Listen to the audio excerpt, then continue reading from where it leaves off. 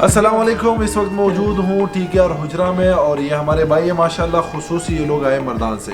इनायत भाई, इनकी माशाल्लाह आज बर्थडे है, सालगिरह है, और इनके जितने भी दोस्त थे तो उन्होंने ये कहा था कि इंशाल्लाह ये हम सेलिब्रेट करेंगे ठीक है में। तो इनायत, आपको और आपके सारे दोस्तों का बहुत बहुत शुक्रिया, और हमारी दुआ है कि आप ज़िंदगी में बहुत आगे तक जाए, कामयाब हो, और आपका आने वाला साल बहुत ज़्यादा खूबसूरत हो। तो जी चले बिस्मिल्लाह करें, आप सेलिब्रेट करें, कट कर ले, चले जी।